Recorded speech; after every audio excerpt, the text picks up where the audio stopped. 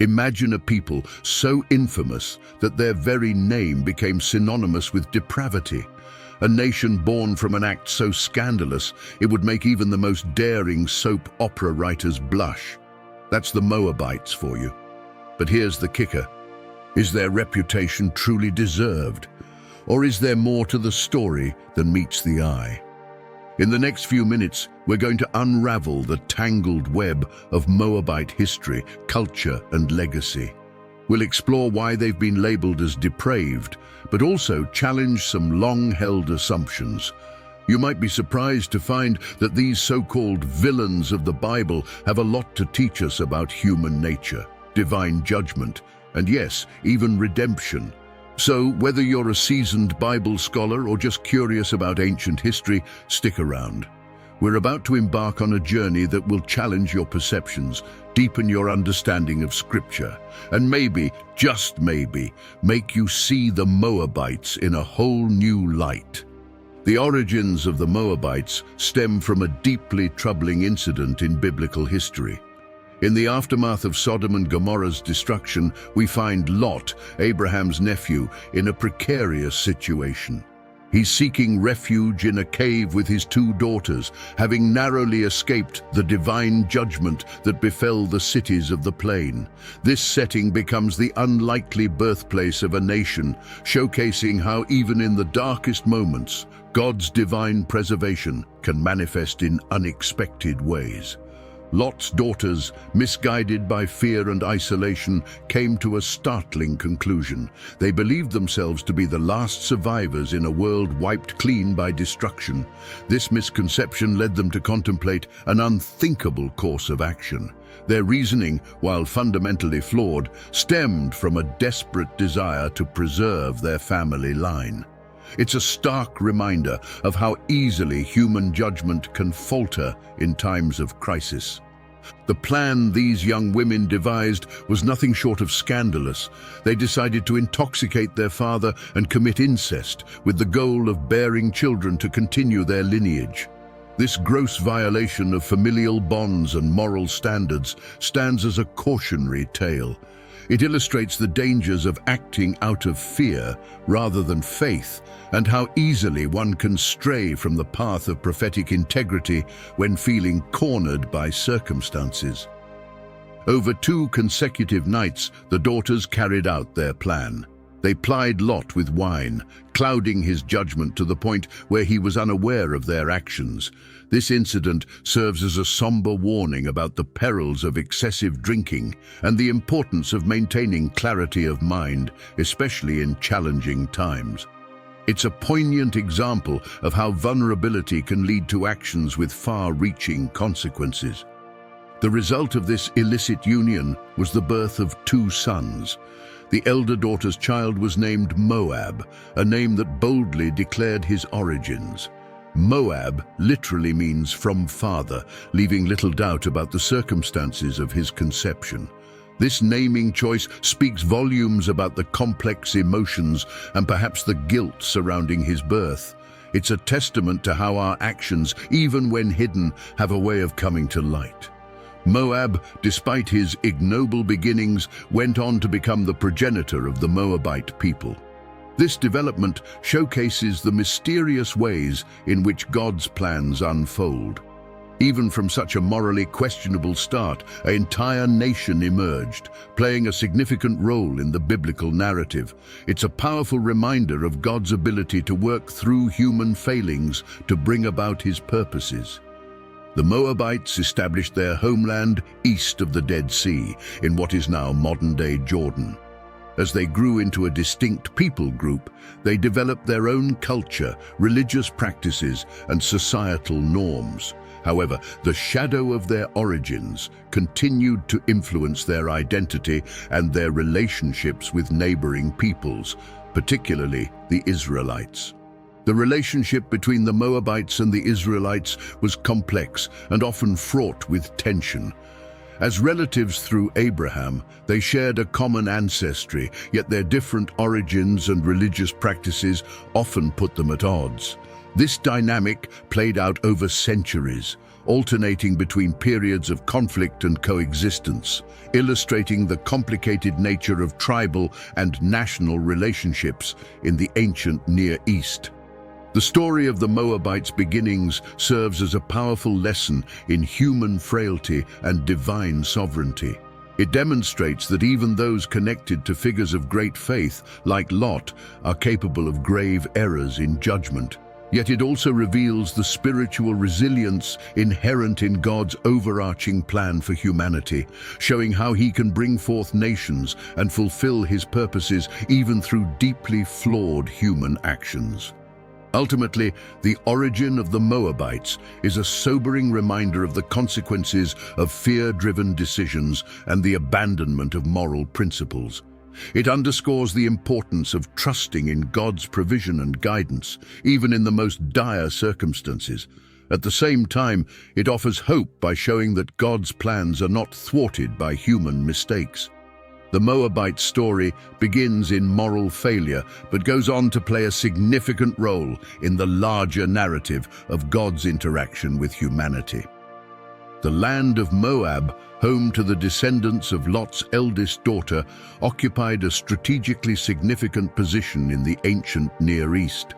Situated east of the Dead Sea, Moab's territory stretched across a fertile plateau, providing its inhabitants with rich agricultural land.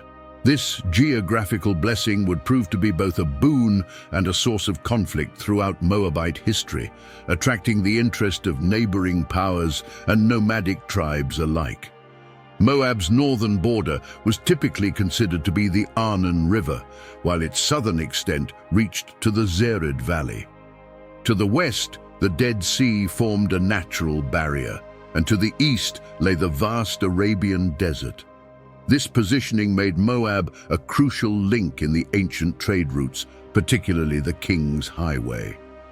As caravans traversed this vital artery of commerce, Moab found itself at the crossroads of cultures, ideas, and, inevitably, conflicts. The strategic importance of Moab's location cannot be overstated. It served as a buffer zone between the great powers of the ancient world and the smaller kingdoms of the Levant. This position often placed Moab in the unenviable situation of being caught between warring empires, forcing its leaders to navigate treacherous diplomatic waters to maintain their independence. The prophetic integrity of Moab's rulers was frequently put to the test as they balanced survival with sovereignty. Moab's history is deeply intertwined with that of ancient Israel. As the Israelites made their exodus from Egypt, they encountered the Moabites on their journey to the Promised Land. This interaction, recorded in the Book of Numbers, set the stage for centuries of complex relations between the two peoples. The biblical narrative paints a picture of initial hostility, with the Moabite king Balak attempting to curse the Israelites through the prophet Balaam. Despite this rocky start, the relationship between Moab and Israel was not always adversarial. During times of famine or political instability, Moab sometimes served as a refuge for Israelites. The story of Ruth, which we'll explore in more detail later, is a prime example of this. These periods of cooperation demonstrate the divine preservation at work, maintaining connections between peoples despite their differences. The Moabites developed a sophisticated civilization, building impressive fortified cities across their territory. Archaeological excavations have revealed the remnants of these urban centers, providing valuable insights into Moabite culture and daily life. The discovery of the Mesha Stele, which we'll discuss in a later topic, has been particularly illuminating in understanding Moabite history from their own perspective. Throughout its history, Moab found itself under the sway of various regional powers. The Assyrian and Babylonian empires both exerted their influence over the region, often demanding tribute from the Moabite kings. Later, the Persian Empire would incorporate Moab into its vast territory. These periods of foreign domination tested the spiritual resilience of the Moabite people, challenging their ability to maintain their cultural and religious identity. The fall of Moab as an independent kingdom came in the 6th century BCE, coinciding with the rise of the Neo-Babylonian Empire. The prophet Jeremiah, among others, foretold this downfall, attributing it to divine judgment.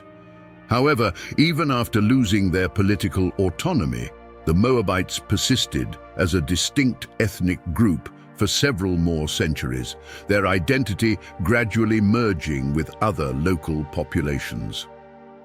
Water played a crucial role in Moabite history and economy. The region's limited rainfall made access to water sources vital for agriculture and daily life. The Moabites developed sophisticated water management systems, including reservoirs and cisterns, to make the most of their scarce water resources. This ingenuity in the face of environmental challenges speaks to the resilience and adaptability of the Moabite people. The geographical and historical context of Moab provides a backdrop for understanding the complex relationships, conflicts, and cultural developments that shaped this ancient nation. From its strategic location to its interactions with neighboring powers, Moab's story is one of survival, adaptation, and endurance in a volatile region. This context helps us appreciate the challenges faced by the Moabites and the significant role they played in the broader tapestry of ancient Near Eastern history. The religious practices of the Moabites were deeply rooted in the polytheistic traditions of the ancient Near East. At the center of their pantheon stood Chemosh, the national deity of Moab. Chemosh was not merely a religious figure, but a cornerstone of Moabite identity, embodying their hopes, fears, and national aspirations. This god's prominence in Moabite life demonstrates the intricate relationship between religion and society in ancient cultures. Worship of Chemosh was not a private affair, but a state-sponsored cult. The Moabite kings saw themselves as divinely appointed representatives of Chemosh, a belief that significantly influenced their political and military decisions. This intimate connection between the divine and the royal highlights the challenges of maintaining prophetic integrity in a culture where religious and political power were so closely intertwined. Archaeological evidence, including the famous Mesha stele, provides insights into the nature of Chemosh worship. The stele describes King Mesha's military victories as direct interventions by Chemosh, illustrating the god's perceived role as a warrior deity.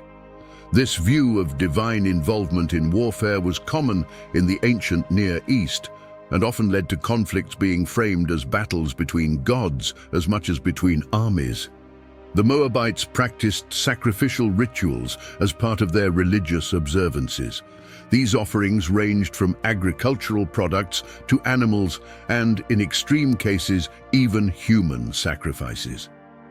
The biblical account in 2 Kings 3:26-27 describes a Moabite king sacrificing his firstborn son during a siege, an act that horrified even his enemies. Such practices, while shocking to modern sensibilities, reflect the desperate measures some ancient peoples resorted to in times of crisis.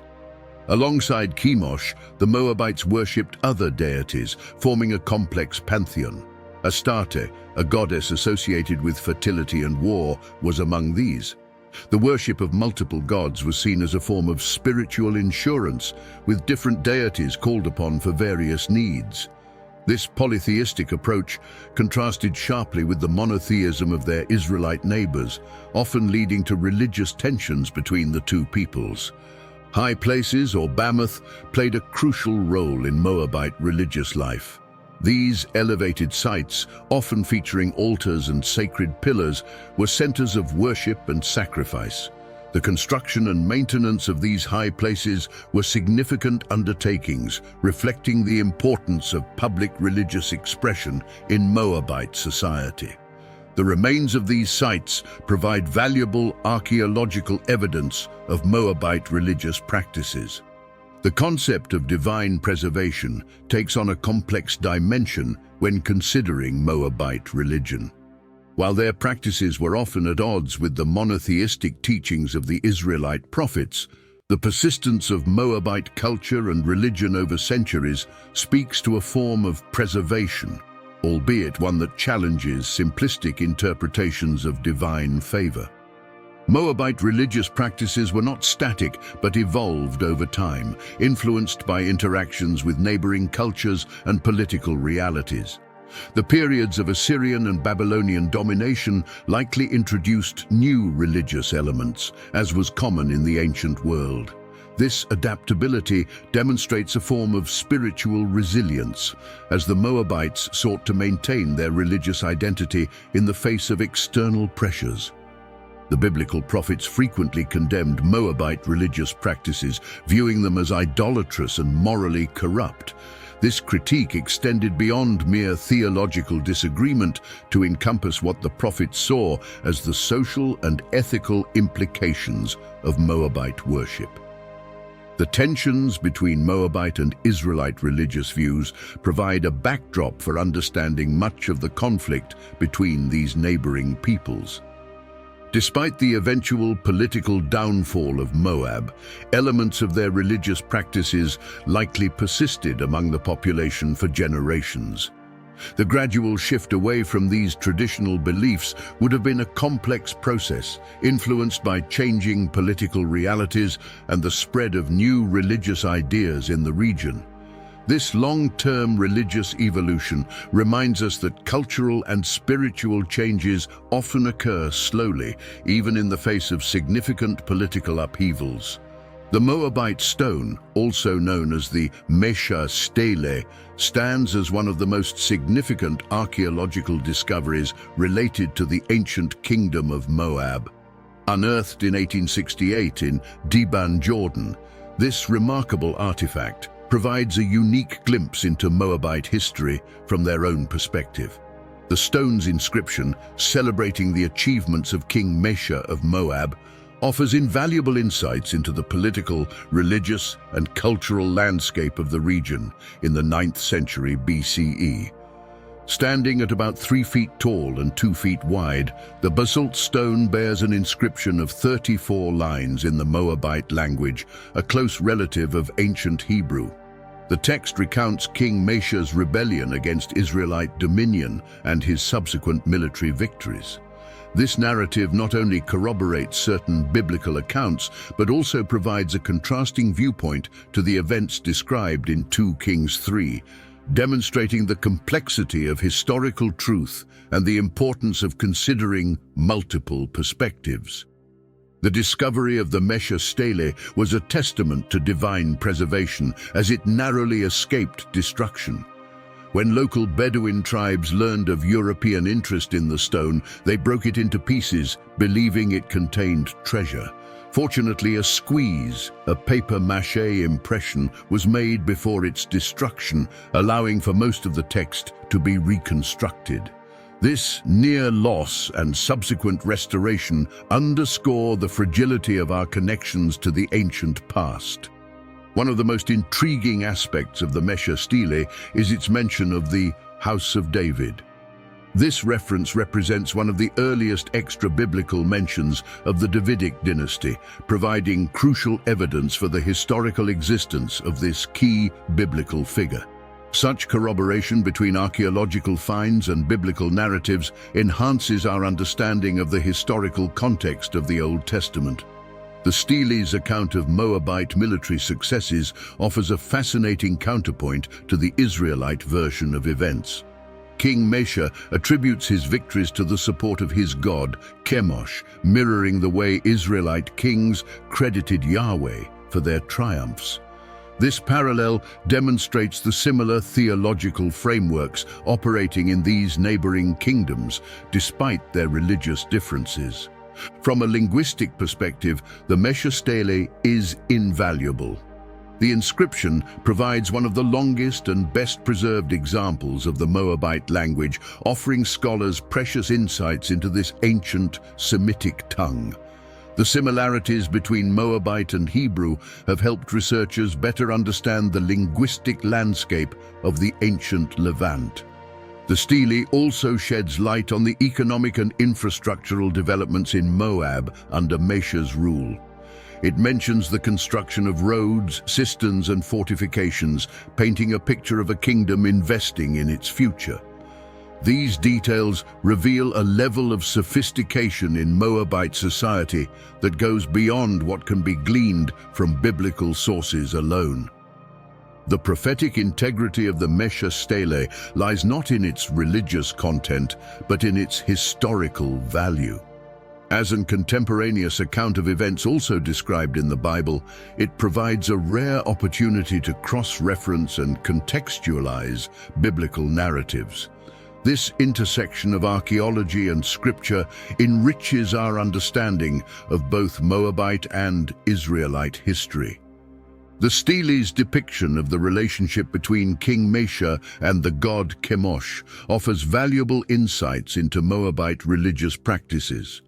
Mesha portrays himself as divinely appointed and supported, a common concept in ancient Near Eastern kingship. This theopolitical ideology helps explain the deep-seated conflicts between Moab and Israel, which were as much about competing divine claims as they were about territory. Today, the reconstructed Mesha stele resides in the Louvre Museum in Paris, continuing to captivate scholars and visitors alike. Its survival and prominence serve as a reminder of the spiritual resilience of ancient artifacts, which continue to speak to us across millennia. The stone stands as a testament to the enduring legacy of the Moabites and their significant place in the history of the ancient Near East. The biblical narrative paints a complex picture of the Moabites, often highlighting instances of moral and spiritual depravity. One of the most notorious accounts is the incident at Baal Peor, described in Numbers 25. This event marks a low point in Israelite-Moabite relations and serves as a cautionary tale about the dangers of spiritual compromise. The Baal Peor incident unfolded as the Israelites were encamped on the plains of Moab. According to the biblical account, Moabite women began to entice Israelite men into sexual immorality and idolatry. This wasn't merely a case of personal indiscretion. It represented a direct challenge to the prophetic integrity of Israel's covenant with Yahweh. The severity of this transgression is evident in the divine response. A plague broke out among the Israelites, claiming thousands of lives. This swift and deadly judgment underscores the gravity with which such spiritual infidelity was viewed. The episode culminates in a dramatic act of zeal by Phinehas, grandson of Aaron, who takes decisive action to end the plague. Beyond the Baal Peor incident, the Bible records other conflicts between Israel and Moab that often carry moral overtones.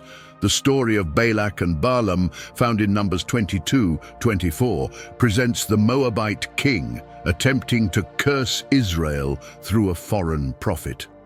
While Balaam ultimately blesses Israel instead, the narrative portrays Moabite leadership as actively opposing God's chosen people. The Book of Judges provides further examples of Moabite oppression of Israel. Judges 3 recounts how Eglon, king of Moab, subjugated Israel for 18 years. This period of domination is presented as divine chastisement for Israel's disobedience, with Moab serving as an instrument of judgment. Moabite religious practices, particularly the worship of Chemosh, are consistently condemned in biblical texts. The sacrifice of children attributed to Moabite custom in passages like 2 Kings 3:27 is portrayed as an abomination. Such practices starkly contrasted with the ethical monotheism promoted by the Israelite prophets. The prophetic books contain numerous oracles against Moab, denouncing not only their idolatry, but also their pride and cruelty. Isaiah, Jeremiah, and Amos all include prophecies of judgment against Moab, often using vivid and harsh language to describe their perceived moral failings. Despite these negative portrayals, the biblical narrative also includes moments of divine preservation in relation to Moab. Deuteronomy 2:9 records God's command to Israel not to harass or provoke war with Moab, acknowledging their familial connection through Lot. This nuanced approach suggests a complex divine perspective on Moab's place in the broader narrative. The Moabites' reputation for depravity in biblical accounts should be understood within the context of ancient Near Eastern literary conventions. Descriptions of enemy nations often employed hyperbole and moral condemnation as standard rhetorical devices. While not diminishing the ethical concerns raised, this context helps modern readers approach these texts with a more nuanced understanding. Ultimately, the biblical portrayal of Moabite depravity serves a theological purpose. It stands as a warning against the corrupting influence of idolatry and moral compromise. Yet, even in these harsh depictions, we can discern elements of spiritual resilience, as the narrative leaves open the possibility of redemption and restoration, even for those deemed most depraved. The story of Ruth stands out as a remarkable counterpoint to the generally negative portrayal of Moabites in the Bible. This narrative offers a refreshing perspective, demonstrating that divine preservation can extend beyond national boundaries and challenge preconceived notions about ethnicity and faith. Ruth's tale begins with tragedy. A famine in Judah leads an Israelite family to seek refuge in Moab. This initial migration sets the stage for a cross-cultural encounter that will have far-reaching consequences. The decision of Naomi's sons to marry Moabite women, including Ruth, represents a bridge between two often antagonistic cultures. The depth of Ruth's character is revealed in her famous declaration to Naomi, "Your people shall be my people, and your God my God." This statement of loyalty and faith transcends national and religious boundaries, exemplifying a level of spiritual resilience that challenges simplistic views of Moabite-Israelite relations. Ruth's decision to accompany Naomi back to Bethlehem places her in a vulnerable position. As a Moabite widow in an Israelite town, she faces potential ostracism and hardship. Yet, her determination to care for her mother-in-law demonstrates a profound ethical commitment that aligns with the highest ideals of Israelite law and tradition. The narrative portrays Ruth's integration into Israelite society through her encounters with Boaz. Her humility, diligence, and virtue gradually overcome the stigma attached to her Moabite origins. This process of acceptance illustrates the potential for individual character to transcend national stereotypes. Boaz's treatment of Ruth serves as a model of inclusivity and compassion. His willingness to see beyond her Moabite identity and recognize her inherent worth challenges the prevailing attitudes of his time. This aspect of the story promotes a more nuanced understanding of inter-ethnic relationships in ancient Israel. The marriage of Boaz and Ruth represents more than a personal love story. It symbolizes a reconciliation between Moab and Israel. Their union bridges historical animosities and paves the way for a new chapter in the relationship between these two peoples. It's a powerful reminder that love and mutual respect can overcome deep-seated cultural divisions. Perhaps the most significant aspect of Ruth's story is her inclusion in the lineage of David and ultimately Jesus. This genealogical connection elevates a Moabite woman to a position of honor in Israel's most prestigious royal line. It's a testament to the inclusive nature of God's plan, demonstrating that divine purposes can work through unexpected channels. Ruth's story also offers insights into the legal and social structures of ancient Israel. The practice of levirate marriage and the role of the kinsman redeemer are central to the narrative, providing a window into the mechanisms designed to protect vulnerable members of society. Ruth's navigation of these customs showcases both her wisdom and her commitment to her adopted culture. Ultimately, the Book of Ruth presents a narrative of prophetic integrity in action. Ruth's faithfulness, Naomi's resilience, and Boaz's righteousness all contribute to a story that embodies the highest ethical and spiritual ideals. This positive portrayal of a Moabite serves as a powerful counterbalance to the more negative depictions elsewhere in the Bible, reminding readers of the dangers of blanket judgments based on national or ethnic identity. The prophetic literature of the Old Testament contains numerous oracles concerning Moab, offering a complex tapestry of judgment and, surprisingly, hope. These prophecies, found primarily in the books of Isaiah, Jeremiah, and Amos, provide insight into how the prophets viewed Moab's place in God's overarching plan for the nations. Isaiah's prophecies regarding Moab, particularly in chapters 15 and 16, paint a vivid picture of impending doom. The prophet foresees widespread destruction and mourning throughout Moab, with cities laid waste and vegetation withered.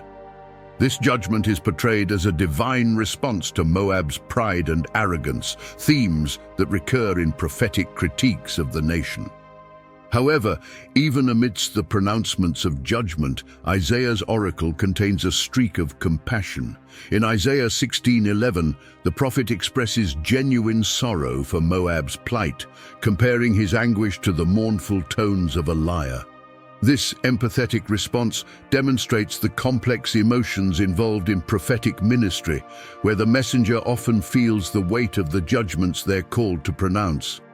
Jeremiah's prophecies concerning Moab, found in chapter 48, are particularly extensive. The prophet employs vivid imagery to describe the coming devastation, likening Moab to a broken vessel and an object of derision. Yet even in this harsh oracle, we find elements of divine preservation. Jeremiah 48:47 concludes with a promise of restoration. "Yet I will restore the fortunes of Moab in the latter days, declares the Lord."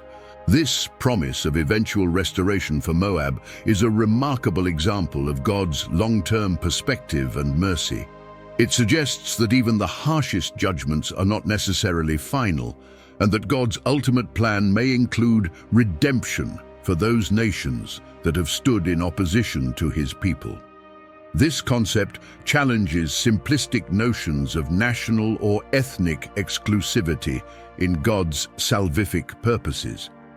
The prophet Amos also speaks against Moab, albeit more briefly. In Amos 2:1-3, the judgment against Moab is linked to a specific act of desecration, the burning of the bones of Edom's king. This oracle demonstrates how specific historical actions could incur prophetic condemnation, while also illustrating the complex interplay of regional politics in prophetic literature. An intriguing aspect of these prophecies is their potential dual fulfillment.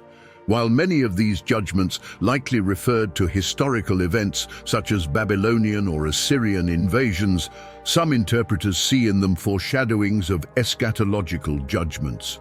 This layered approach to prophecy allows for ongoing relevance and application of these ancient texts.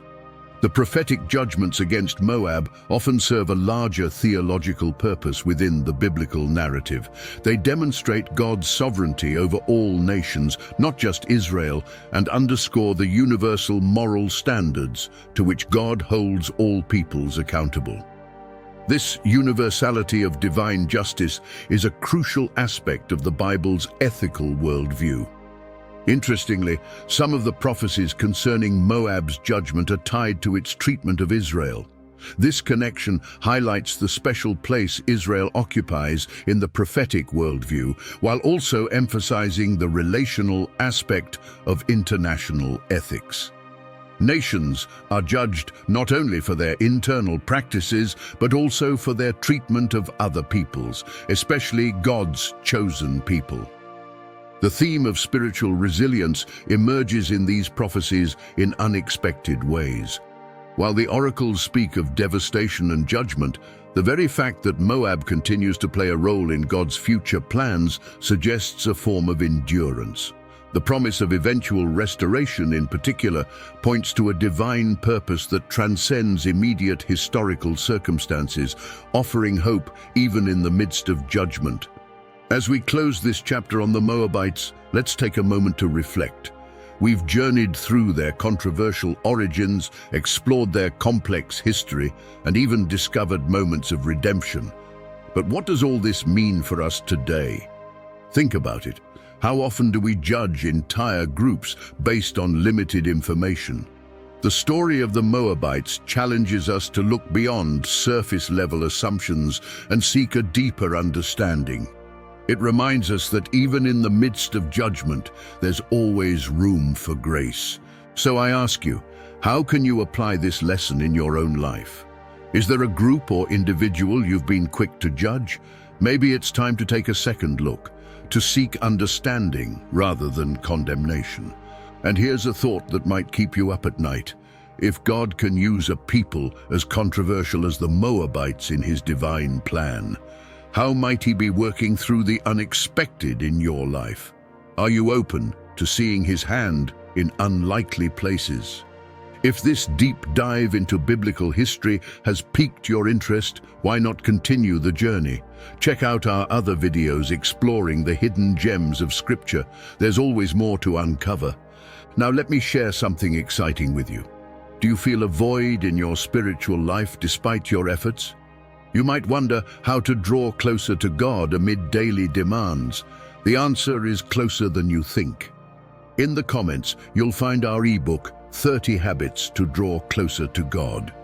This practical guide is the result of deep research and spiritual experiences compiled to help you strengthen your connection with God in a meaningful and lasting way.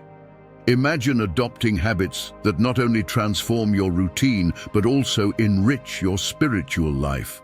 Think of the peace and fulfillment of living each day in alignment with divine teachings. This ebook offers a clear and accessible path to renew your faith and find purpose. Join those who are experiencing a fuller and more rewarding life through simple yet powerful habits. The spiritual transformation you seek is within your reach. Check it out now in the comments and start your journey toward a deeper connection with God. Remember, a vibrant and true spiritual life is not a distant dream. With 30 habits to draw closer to God, you are one step closer to making it a reality. Begin today to write your new story of faith and devotion. Before you go, don't forget to hit that subscribe button and turn on notifications. You wouldn't want to miss our next deep dive into biblical history, would you? And hey, why not share a message of hope in the comments? Let's build a community of seekers and learners together. Until next time, keep exploring, keep questioning, and most importantly, keep growing in faith and understanding. The story of the Moabites shows us that God's plan is bigger than we can imagine, and you're a part of it too.